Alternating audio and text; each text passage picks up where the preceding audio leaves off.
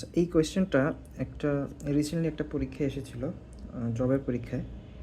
প্রশ্নটা হচ্ছে, a man's speed with the current of a river is 15 kilometre per hour, প্রতি ঘন্টায় 15 kilometre. The speed of the current is 2.5 kilometre per hour. মানে current বা স্রোতের যে বেগ সেটা হচ্ছে 2.5 কিলোমিটার প্রতি ঘন্টায়। So what is the man speed against the current. আমরা কোয়েশ্চেনটা একটু বোঝার চেষ্টা করি। এগেইনস্ট দ্য কারেন্ট, ঠিক আছে? তো এখানে অপশনগুলো দেখে অনেকে হয়তো বা আপনারা মনে করতে পারেন যে এখানে 15 কিলোমিটার আছে কারেন্ট সহ, উইথ কারেন্টের স্পিড যেহেতু এখানে 2.5 কিলোমিটার পার আওয়ার, সো এটা অ্যান্সার হয়তো বা 15 থেকে 2.5 বিয়োগ দিলে যেটা পাবো সেটাই। বাট এটা ভুল। আচ্ছা, কারণ কি? কারণ আমার কোয়েশ্চেনে আমার কাছে চাইছে what is the man speed against the water, ঠিক আছে? তো আমরা এটা সলিউশনটা একটু দেখে নিই যে কেন এটা ভুল বা কেন এটার অ্যান্সার এটা হবে না। একটু খেয়াল করি, আমরা কোয়েশ্চেনে দেওয়া আছে যে স্পিড, ম্যান স্পিড,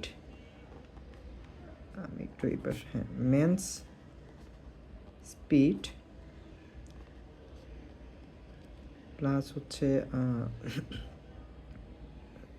কারেন্টের স্পিড হচ্ছে দুটো মিলে 15 কিলোমিটার পার আওয়ার। আচ্ছা, তাহলে ইন স্টিল ওয়াটার, মানে যখন কারেন্ট থাকবে না, ইন স্টিল ওয়াটার, তখন তার স্পিড হবে 15 মাইনাস 2.5, মানে 12.5 কিলোমিটার পার আওয়ার। তার মানে প্রশ্নে যখন বলবে যে ইন স্টিল ওয়াটার, তখন এটার অ্যান্সার হবে 12.5। বা প্রশ্নে বলছে man's speed against the current, তাহলে এগেইনস্ট দ্য কারেন্ট হবে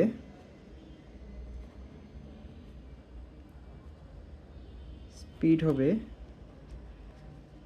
টু 12.5 মাইনাস 2.5, এটা হচ্ছে